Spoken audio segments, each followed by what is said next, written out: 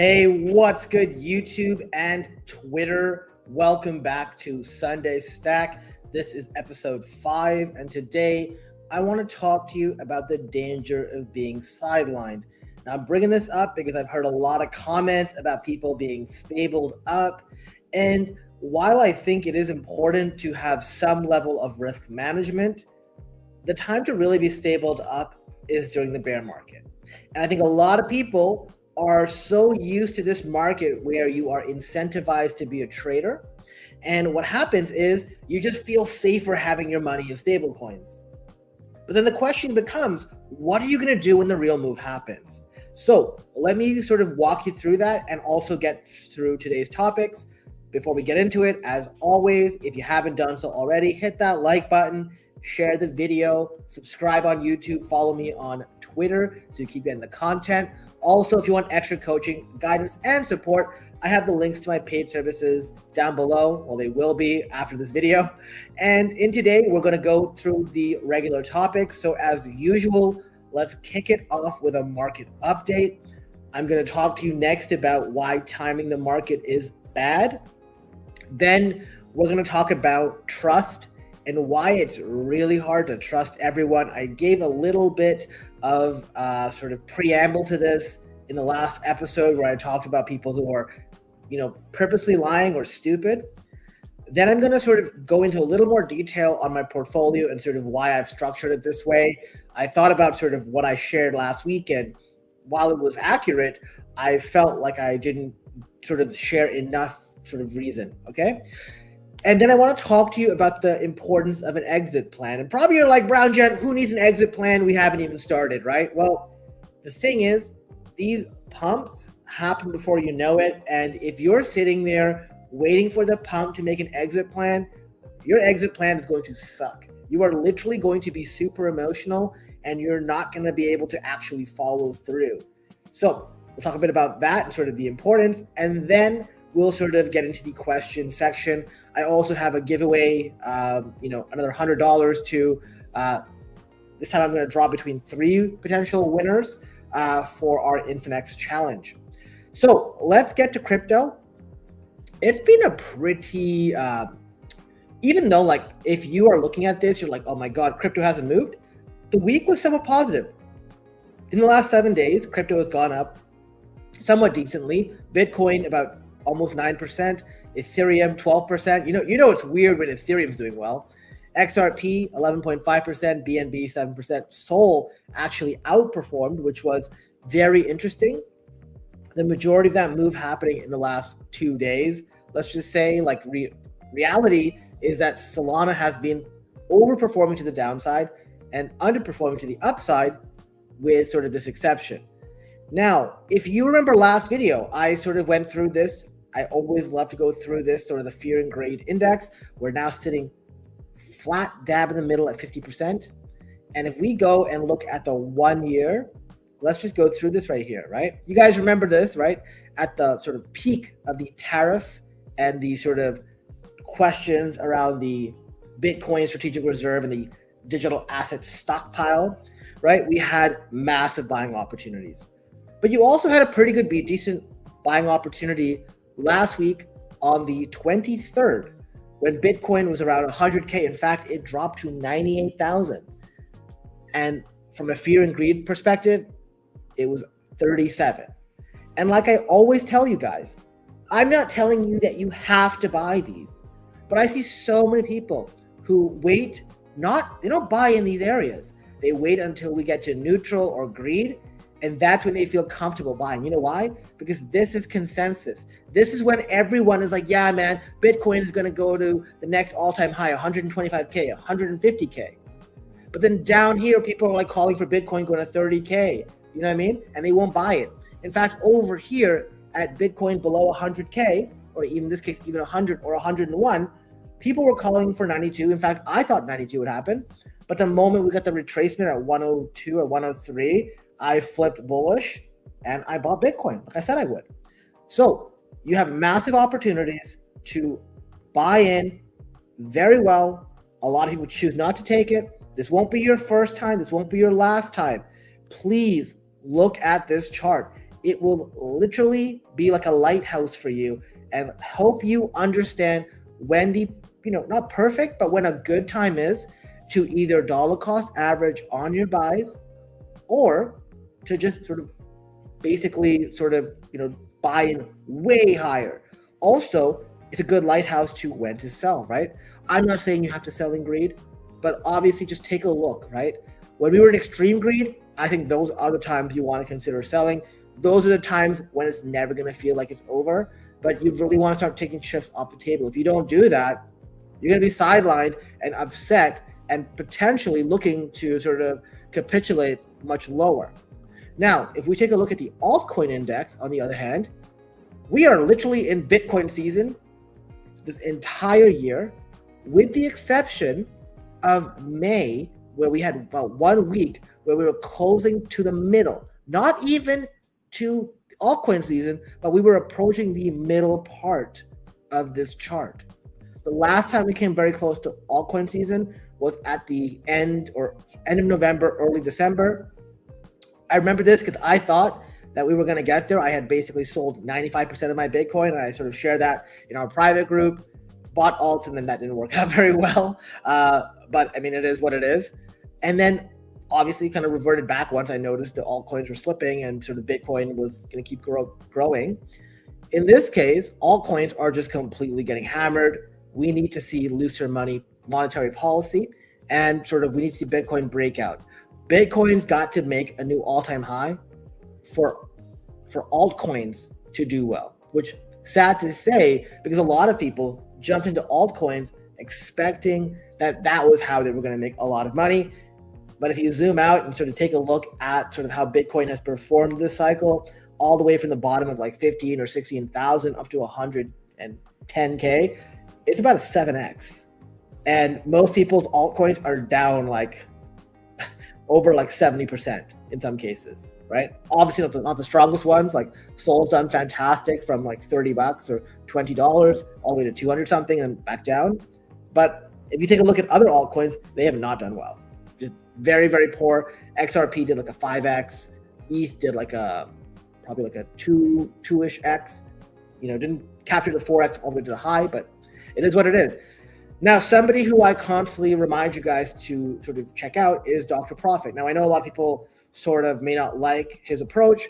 Honestly, I'm actually more on side with him on his approach, not just in the way that he shares his information and sort of what he wants to do, but more in the line of whenever you share something, right? There are so many dishonest people in this space, and for some reason, they never get called out. These people lie, cheat, steal. You never hear majority of people call them out until something ridiculous happens where it becomes cool to call them out. Instead, they like suck up to them. They'll do whatever they want for however long. And then when somebody who shares information and you push back on them and you call them an idiot, claps back, you start crying. There's so many people here who have no tough skin. And if they get any sort of pushback on their ridiculous theories, they go mental. Right? I have some examples. I'll share that later. But I think Dr. Profit means very well. I could be wrong. I have, for the most part, have very strong confluence with what he has shared in the past. Right? When I was buying Bitcoin near 15 to 18K in 22, 23, literally he was doing about the same thing. Right? I flipped bearish before he did in February, and he flipped in March. But whatever. Okay. So here is a summary of what he thinks. Basically, we're standing in front of a breakout, potential to send Bitcoin to 120 to 150K over the next few months, right? Claim is backed by hard data, on-chain strength, technical structure, liquidity flow, and macro alignment, right? Basically, in the short term, still volatility. So it's really hard to sort of pick one way or another the actual move. And as I always tell you guys, the markets are a game of probability. If someone tells you with 100% that we're going up right now versus 100% we're going down, no. There's usually paths to follow. Market makers sort of love to shake people out, but you can't know with 100% certainty. You can have a high probability, but that doesn't mean it's going to happen. And people need to understand that. And they also need to understand that you need to be able to pivot on new information. Some people are like, oh my God, Brown Jet, you were bullish on Ethereum back like in January, I was buying ETH at 3,300, right?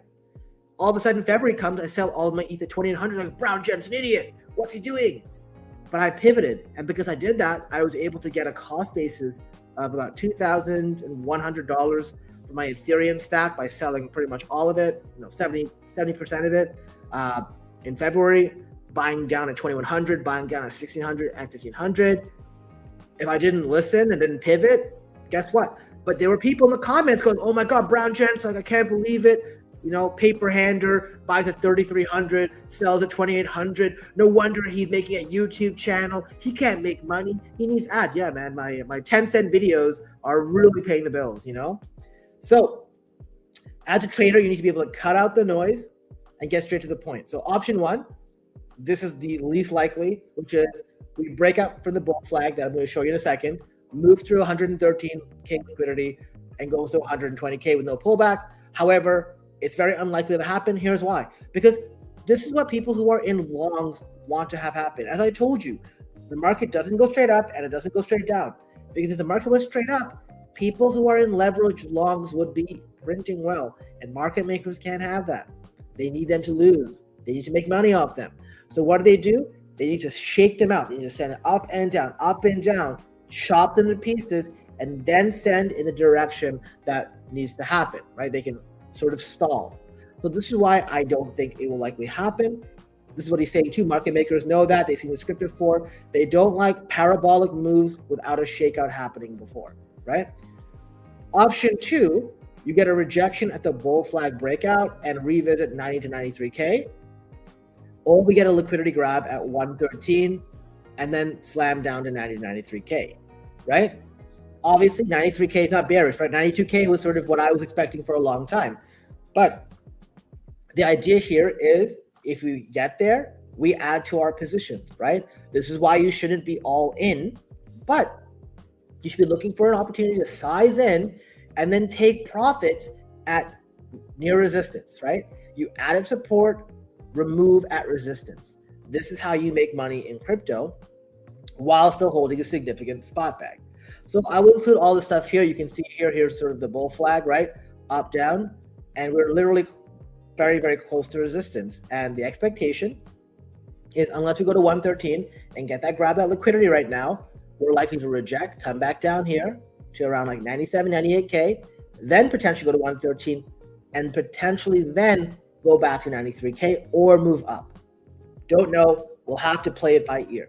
Okay. Taking a look at Bitcoin, like we've already went through the chart on Dr. Profit's chart, so not really needed. But you can see here on the weekly chart, we continue to respect the golden line, right? So this is the 50-week EMA. As long as this is respected, we're in a bull market. And right now, this means we can go all the way down to 86K. We can wick down below it, but we've got to close above 86.5K in order to stay in the bull market. We got a lot of sort of buffer zone, right? The closest we got to actually was in March and April, where we wicked down below, but still closed above, right? Taking a look at Bitcoin over here, right? Once again, you can see sort of the bull flag. We remain sort of range bound. This is sort of the topper end of the liquidity. And then, we're going to aim for this right here. Okay. So that is sort of a market update. Like I won't really go through like Ethereum and stuff. There's not really a need to. Once again, those tokens will also sort of follow Bitcoin's pathing, with the exception of a specific Ethereum or Solana news event happening. Don't expect much moves to be sort of out of line with Bitcoin. So then why is timing the market bad, right? So I want to use a whiteboard to sort of go through this, okay? So let's say you've got US dollars, okay? I know a lot of you aren't from the US, but let's say you got like 100K, okay? And you got zero crypto. I'm so bad at drawing. I wish I had like a stylus, the pens. So you got zero, okay? So let's do it this way. So then this was you in 2022, okay? Then what you did was you used all your US dollars and you put 100K into crypto and this was like 100 and, became 135, let's say, okay? You didn't buy the best stuff, you bought some alts and whatever. So this is 23/24, okay?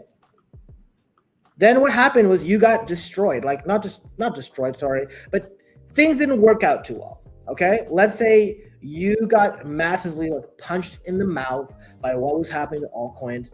And in 2025, you actually lost a lot of that money. So you went from 135 to maybe 80K, and you still took zero profits. So you had zero.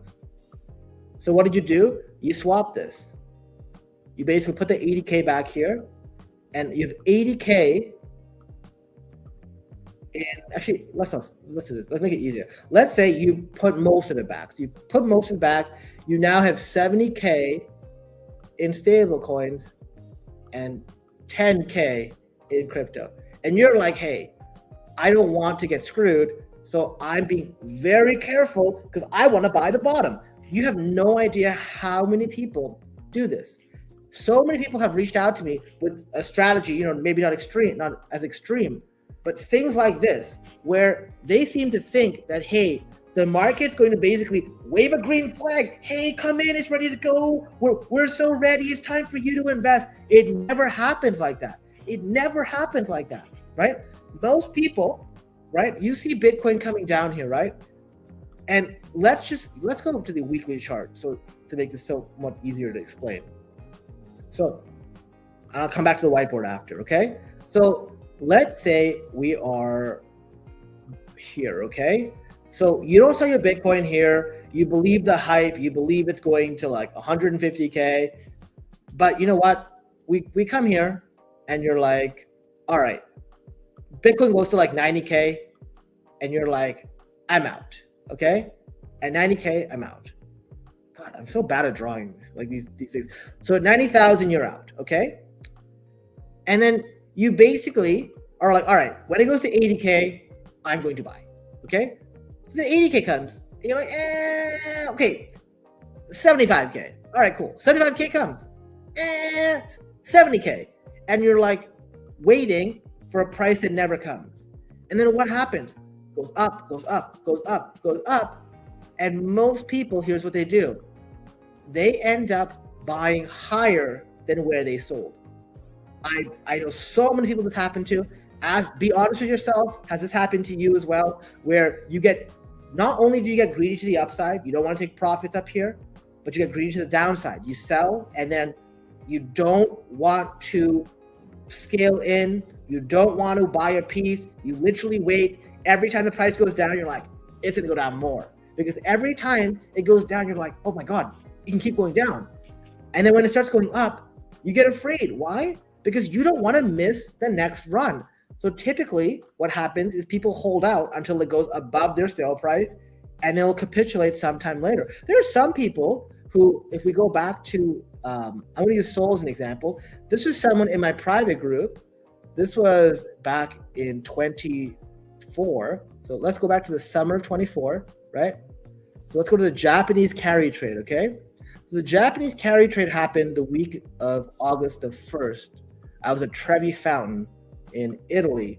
I wished for a lot of wealth and I got home and the market literally dropped like 30%. Like, oh yay, never go to Trevi Fountain again. But you see, Sol went from 193 all the way to 132 in the course of 1 week, right? Literal worst week ever, right? I had a lot of Sol back then. But I know somebody who literally capitulated at like $130, right? Now, why they sort of left then, I have no idea. But hey, guess what? They didn't get out of the bottom. They could have bought back more. And the entire summer, I say entire summer, it was a couple of weeks. I'm like, all right, we were talking about it in our group. And I'm like, look, obviously people have contrarian opinions, right? But my belief is once you've got the bottom, one, I wouldn't sell, but also I'm not sitting here waiting for lower lows, right? I want to make sure I have money in the market.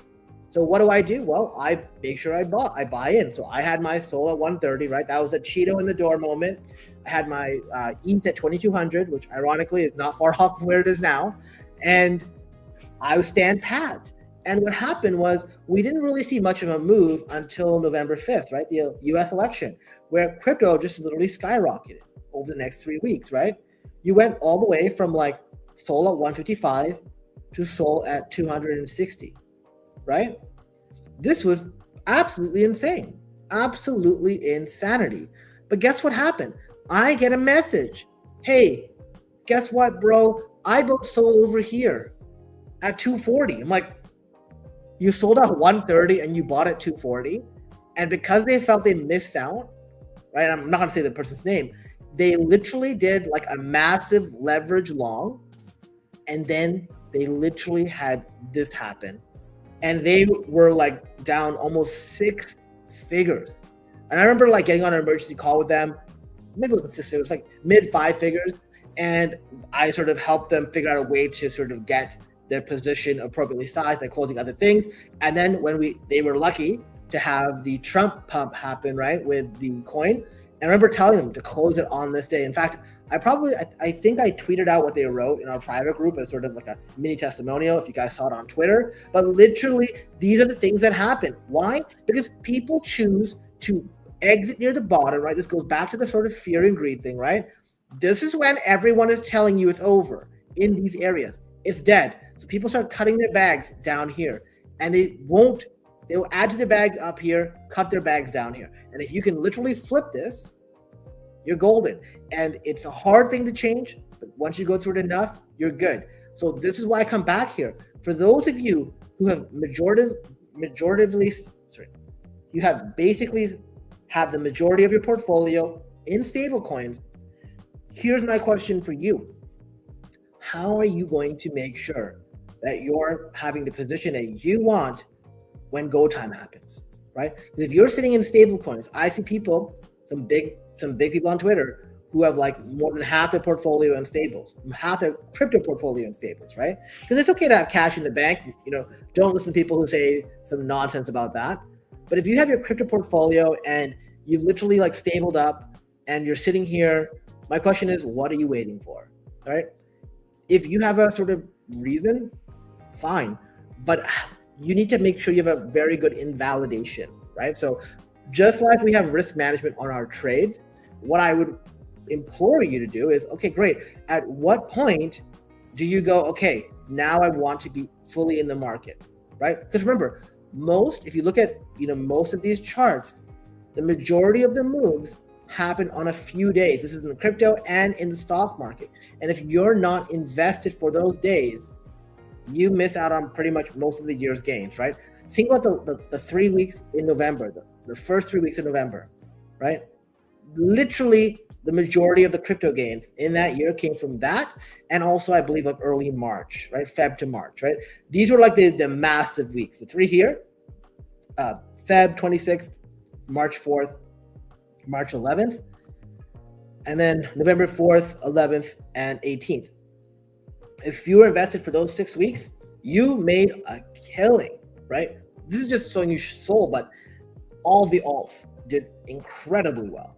And if you were not in there, well, sorry, but you just don't get it. So this is why being sidelined and sort of timing the market just is not that great. And what you want to do is, instead of timing the market, follow the fear and greed index, right? And that's why I say, like, okay, 50, maybe not the best time to buy, who knows? But it's all relative to your positioning. So if you don't have the positioning you need in crypto, I ask you, when will you? What's your what's your trigger? And when does that trigger change? And say, okay, I'm going to be in. Because what you don't want to do is chase. Most people, they literally sit there, sidelined in stables. Some massive move happens overnight. They miss a 30 or 40% move on like Bitcoin, not Bitcoin anymore, but maybe on Sol or ETH or whatever. And then they decide, okay, now I'm going to jump in. It's like, you just missed most of the move and you're actually jumping in time for the actual like pullback. So do not fall prey to this. I know it feels way more comfortable and way more safe, right?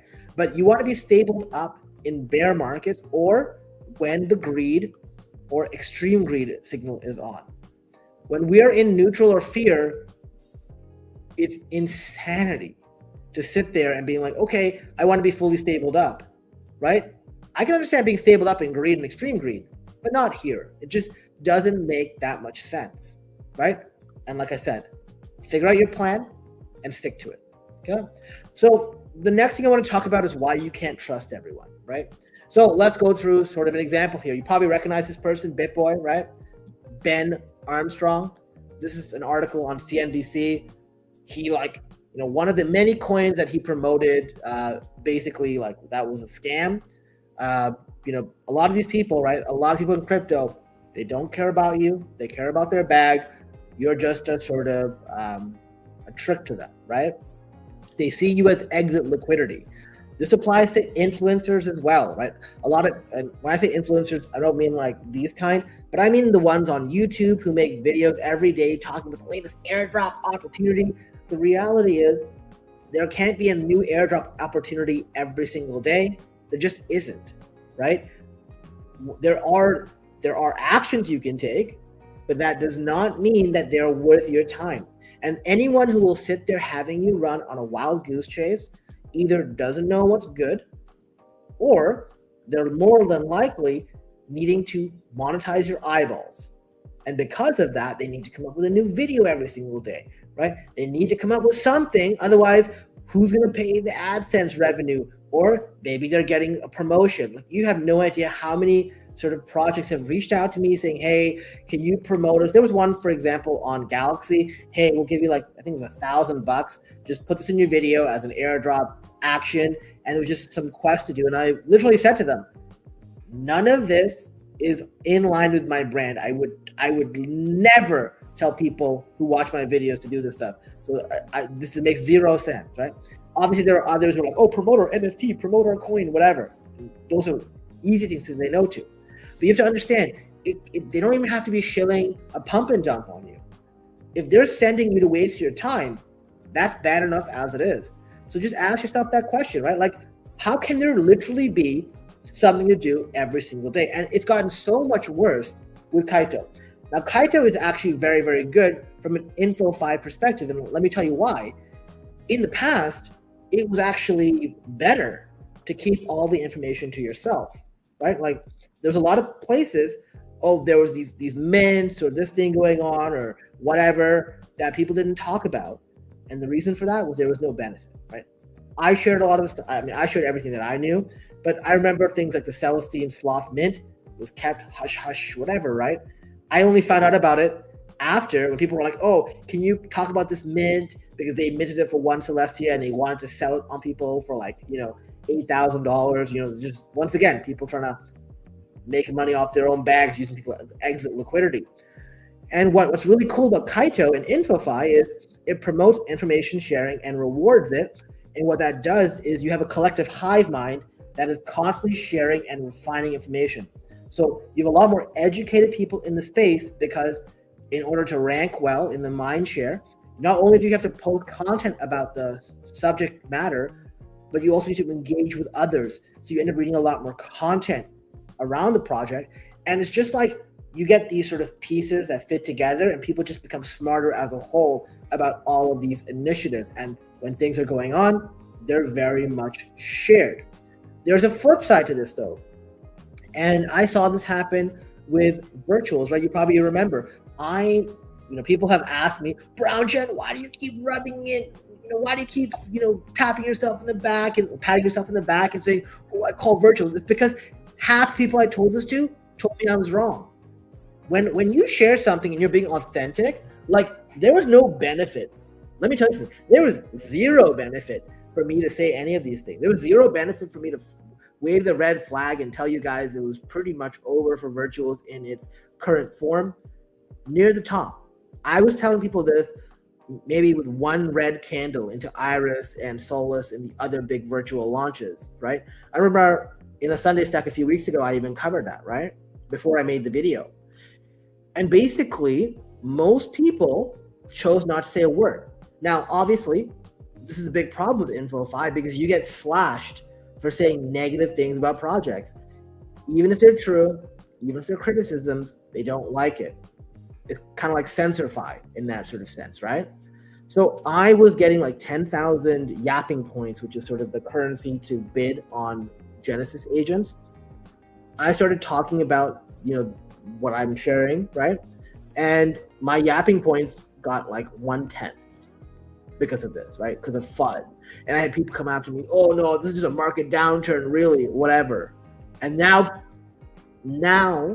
that the yapping points have gotten neutered because of some of the stuff I was saying, right? The points inflation, no skin in the game. Like when I say neutered, people are getting a lot of points now for actually holding on to Genesis agents again, right? So now people are being honest and they're like, yeah, it looks like the thing is cooked and whatever. And the problem is there's people will always choose incentives, or most people will always choose incentives over being honest and transparent on Twitter or whatever platform, right? One of the things that I'm really happy with is none of the incentives will ever change my life. So I never will be put in a situation where I'll have to decide to, sort of kind of give up my morals, give up my values, sort of be dishonest in exchange for something, because there's nothing that I can even imagine that would even come close to being enticing enough to even tempt me. I'd like to think I wouldn't do it, but I've never sort of ever felt tempted by anything. So all I'm saying is you have to be very careful, because there is information sharing, but most people are also sharing information because of a reward. And because of that, you only hear the good. So you have to always ask yourself, what is my downside risk in any of this? I feel really bad for the people who joined virtuals very late. When I was talking about virtuals, when I was telling bigger influencers to get in, it was like pulling teeth, like the first few weeks. DMing them, they were like, oh, I don't know, it seems like a lot of work. And I was like, and now I see them post about it all the time. But the real wins were like over a month ago now. You know what I mean? Like a month ago, it was insane. Now it's kind of like, there's a wall that I was trying some strategy on. It was a net loser. That could not have happened a month ago. So this is the thing you have to be aware of. And by the way, one more thing I want to say is, when I share this stuff, like I said, there's no incentive, right? So if somebody comes at me with a very negative attitude, and I say, oh, like this is happening, whatever, and you're like, no, you're wrong, you have no idea what's going on, you're just sidelined or whatever, don't expect me not to clap back. Because guess what? I will always be 100% transparent with you on everything. So if somebody comes at me and tries to sort of do an attack, okay, great. And I'm not saying that this person did, I haven't remembered, but I thought this was a very, very funny review I got on Ethos. Let's start with the bad. He insults you just like that. I was posting a bullish comment on his tweets while he was bearish. He insulted me and wished me to lose more money. It definitely sounds like me to sort of say something like, hey, if you want to lose your money and go broke, by all means. But once again, I would only say that if somebody came after me, right? And he goes, what an asshole. Neither good. Best alpha in the place, nailed Kaito Virtuals Arena, whatever. Ironically, do you guys remember what I told you guys like every stream about Kaito? Make your content so good. Instead of asking for follows, make your content so good that even the people who hate you are like, yo, I can't miss this. He misquoted me saying that I said this about myself, but this is the same concept, right? He said it one time, even if you hate me, you can't miss my alpha. I read all his tweets and watch his videos, but I don't, the guy is smart, but I don't want to meet him IRL. You know what I mean? So, case in point, I wasn't talking about myself when I talk about alpha, but just a general sense. If you're making content, make it so good that even people who dislike you are like, yo, I'm going to watch this, you know? Now, talking my book. And when I say talking my book, that's like sort of a term, what I'm holding. I showed this to you guys last week, right? Very like simplistic, right? Got Bitcoin, ETH, and Hyperliquid. Within Hyperliquid, I'm also holding Per, so be it. Now, here's sort of why I'm doing this, right? So you have to understand that you need to have some bench strength, right? So you need to have stuff that is like super safe. And I think I shared with you last time, I don't remember, but I'll go through it again. You want to have sort of buy pressure as much as possible, right? Bitcoin, Ethereum, and Hyperliquid all have buy pressure. Bitcoin and Ethereum through BlackRock and potentially other ETF managed, like ETF companies, right? Hyperliquid through the fees they generate on the protocol, right? Now, Bitcoin is literally the safest crypto there is, right? That is sort of the immutable, that's the one that That's the one that like literally has everyone wanting it long term. It's the crypto that everyone knows about, right? I'd venture to say that most people don't know what Ethereum is, but if you say Bitcoin, people will know. They'll know crypto, right? And the reason for that is it's sort of the gold standard for crypto. It's the one that everything else on here will trend towards zero against Bitcoin, right? Because the reality is Bitcoin will be $1 million someday. I don't foresee that ever happening for Ethereum. I feel like a lot of these other ones are short term, even Hyperliquid. I'm not saying that Hyperliquid is going to go to zero in the next couple of years, but I think long term, it would be foolish to be investing in Hyperliquid over Bitcoin. I'm investing in Hyperliquid now because I believe it will outperform versus Bitcoin in the short term. The only reason to be buying anything but Bitcoin is because you believe it will outperform in the short term. So that is why I hold these tokens. Longer term, it's only Bitcoin that's going to do well. And I want to tie this in to sort of, I'm going to do both this and my exit strategy sort of discussion together, okay? Because one thing people seem to not understand is, what do you do when the music's about to turn off, right? It's 3 o'clock at the club, you got to leave. What do you leave with? What do you do, right? Now, a lot of people make the mistake in crypto, like usually in their first cycle, of holding all the stuff that they bought. So if you bought Pepe, you bought Aave, you bought whatever, right? You have all these coins, right? Injective, Celestia, hopefully not. But you buy these tokens. They do well. Not Celestia, not Injective, but like, some of these other ones. But in the bear market, you see like massive cuts, right? 80%, 90, 80, 85, 90% cuts to alts. Bitcoin, probably like 70%. And every single year or every single cycle, I always get told the same thing. This time's going to be different. And I fell prey to it last cycle too. Last cycle, I sold 80% of my Bitcoin and my Ethereum maybe a week from the top. I did it a week before the top was in, right? Sold Ethereum at like 4,100. It topped at 4,800. Sold Bitcoin like 60 something thousand. Went to like 68 or 69,000. Once again, close, didn't get the top. But what ended up happening that was really frustrating was my biggest regret was holding on to any of these things. I held on to Bitcoin and Ethereum on the way down, which I shouldn't have. Even though 20% of my sort of holdings and everything else was cash, shouldn't have held on to it. I should have dumped all of it, and that was a big mistake. In this cycle, I'm hearing people say the same thing. Oh, I'm just going to hold Bitcoin throughout. And yes, you can do this, but let me tell you something. I have seen those same people who say that when they get the opportunity to buy Bitcoin at the lows during the bear market, they refuse. Why? Oh, I already have too much Bitcoin. But your goal in crypto, or even as sort of holding assets, is to get the most out of your money, right? So if you can get like 2x the Bitcoin for the same dollar amount, you should go for it, right? So what I'll be doing is likely rotating ETH, Pepe, Aave, and Hyperliquid into stable coins earlier than Bitcoin, but then also eventually turning Bitcoin into stable coins when we get close to this sort of position over here, right? So once we're on the weekly chart here and we get close to like potentially breaking this, the EMA 50, that's how I know to leave. Obviously, if we're so far extended, I will just be scaling out on the way up. It's so important to make your exit plan now before stuff starts pumping, because once stuff starts pumping, you are literally not going to want to sell because you just say one more day. If you watch Squid Game season 2, literally one more game was the chant they used every single time.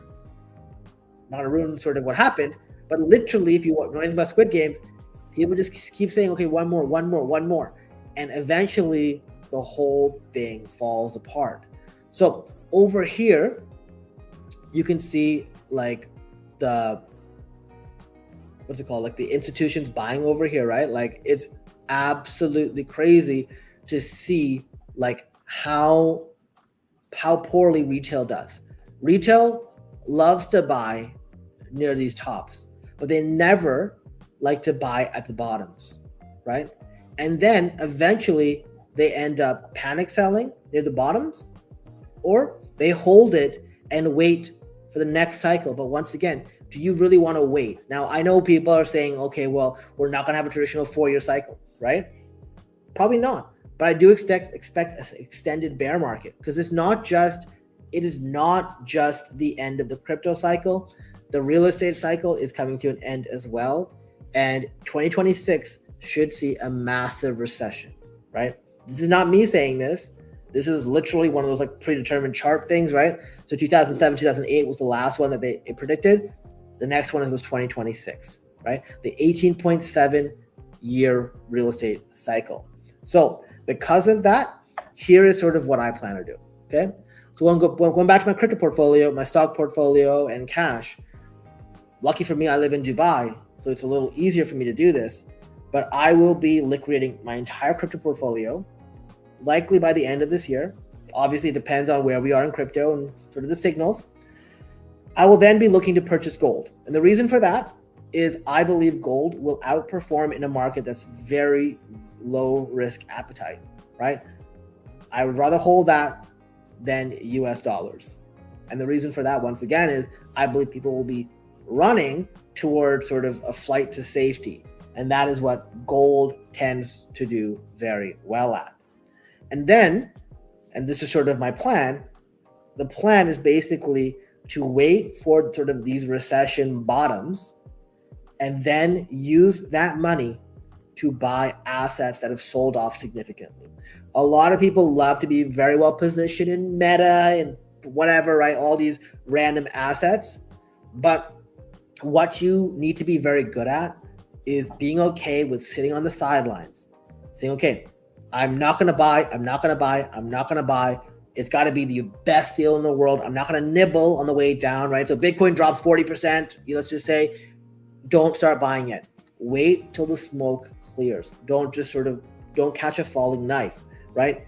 So we had these opportunities in 22 with Nvidia, with Meta, with a bunch of stocks, which then rallied way higher. Like we saw this with Microsoft too, right?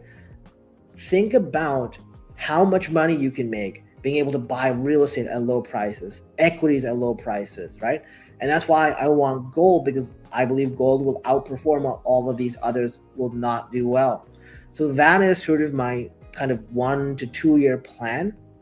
And then obviously, once we get an actual bottom, I'll be looking to start stacking Bitcoin again. I will not be touching Ethereum, Pepe, Aave, Hyperliquid, or any of that. My goal, once again, as it was in 22, stack only Bitcoin. And I got a little ahead of myself and started buying Ethereum, which honestly, if I just only stuck to buying Bitcoin the entire time, I would have made a lot more money. Okay. Now let's go to sort of, before we go to questions, let's get to the Infinex. So I put a post out on June 24th saying, hey, you win $100 by predicting this hand.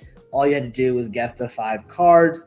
You can use duplicates, and whatever was in the number 1 ranked hand would win, right? So you got 1 point for each card you correctly did.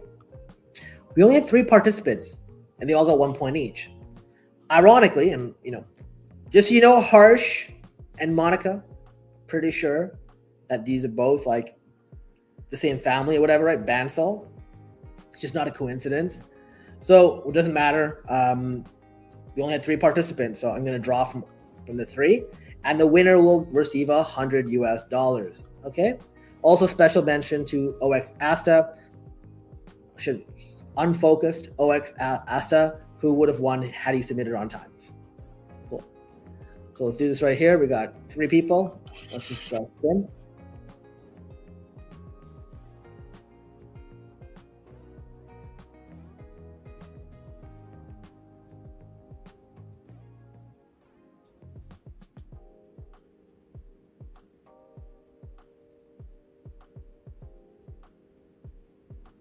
Oh, looks like the third wheel won. Bellini. Anili. Yeah. All right. I'll be reaching out to you to get your wallet address to send you the $100. All right. Cool. All right. So it's Q&A time. Let's see who's in the chat and what's going on.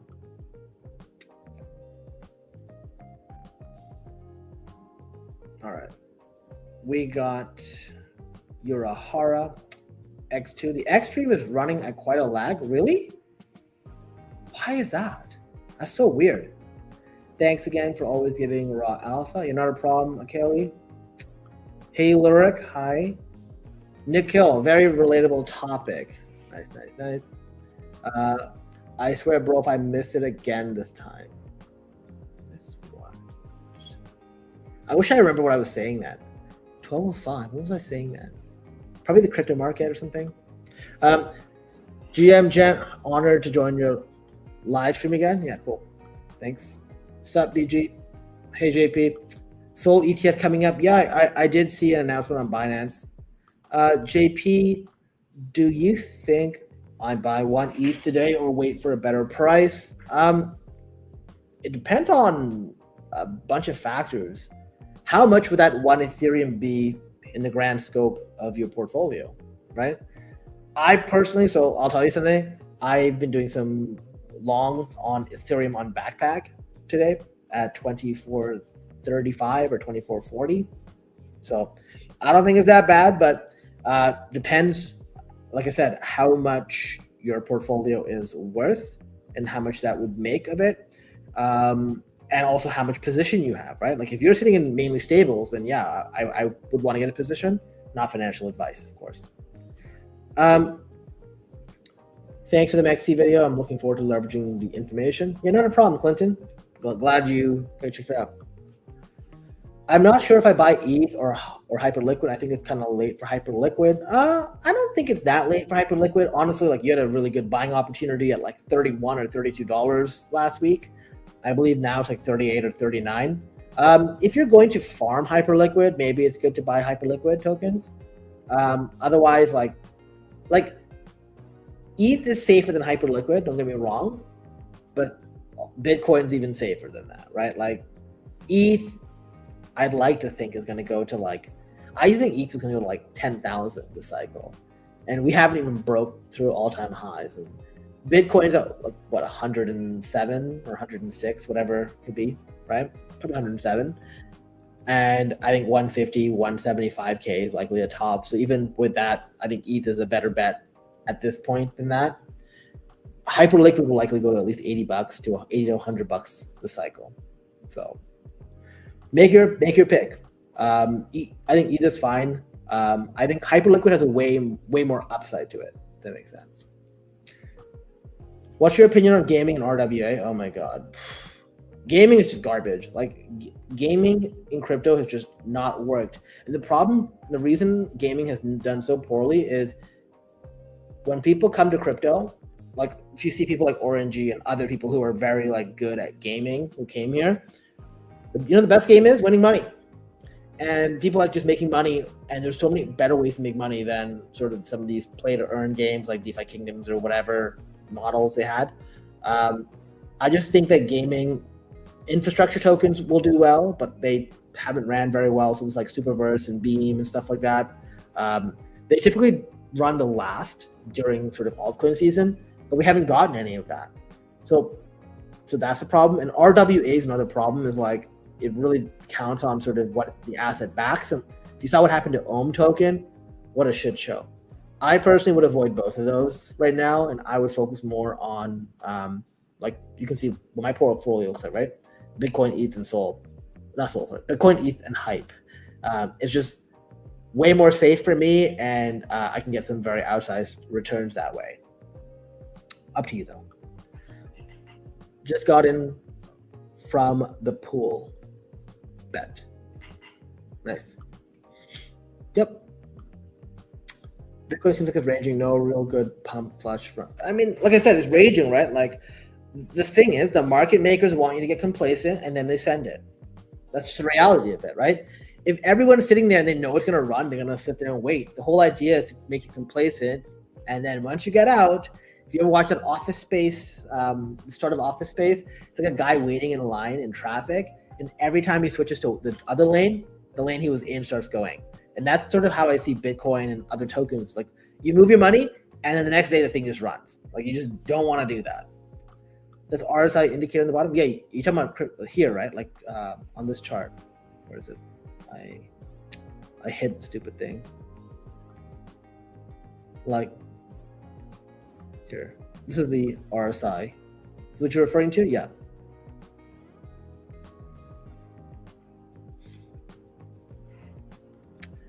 Yeah, I FOMO'd and bought. I FOMO'd and bought less than 100 USD Bitcoin at 55K, then later sold. Yeah, that's just the reality. That happens, right? So like, what I mean to say here, right, is a lot of people will, and don't feel bad about doing this, by the way. This is normal. Like, normal people do this. It's abnormal to operate the way I'm talking about. Most people, you feel more confident to buy something when everyone else thinks it's a good buy, right?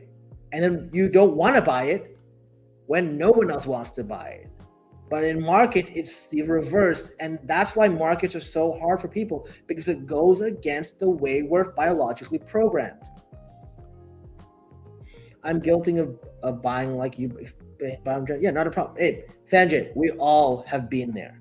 That's just a reality, man. Like every single one of us has been through this. This is why I keep saying it, because it took so long for me to break that habit as well. When I first started, I did the exact same thing. Hey, Ann, how's it going? I admire and respect your genuine insights, alpha, and opinions on the majority of projects. Thank you, Clinton. Thank you. Keep the good work ongoing. We see it support you. Appreciate you. What kind of gold do you buy? I'm going to buy physical gold. So my problem with, I don't mind like the BlackRock ETF for gold, right? XAUG or AUG. But here's the issue. When there's a financial collapse, potentially, I can't trust anything. So I want to have the physical gold. And that's why living in Dubai is great, because we have the gold souk here. And all I have to do is make sure that I don't pay too much on the labor fees, for like making special designs. I'll just buy like gold bars and coins and whatever and stack them. Because it's Dubai, it's super safe. Bro, you don't got to say that every time you see my username. Oh, now I know who this is. Unfocused, yes. I'll try not to say it. But maybe if you change it, I won't say it. Next blockchain for gaming, Meta, AVAX, or Ronin. I think Ronin is better than AVAX. They both have their problems. Like, I don't know what happened to Axie Infinity, but Axie Infinity was actually like insane, right? And I think Ronin has a lot of power and potential. Problem with Avalanche is like, Avalanche, the only thing I see people using it for now is Arena, the Arena application, right? And besides that, what's the point, right? And Arena application is basically another friend tech, right? Those of you who are in the Web3 Society will probably remember this from a year ago when we like made a lot of Avalanche tokens being super early on their key program, right? So it is what it is. I think Ronin is likely better than Avalanche, but like literally not by that much. Ronin is so much influence to run. You can only print with low risk if you're one. Yeah. I agree. Will you ever degen? No. Clinton, I'm here to make money. Straight up. My goal is to make money and take that money and use it in real life, right?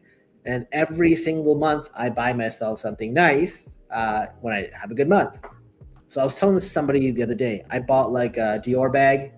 Was it March? Yeah, in March I bought a Dior bag. I'll just show you guys actually.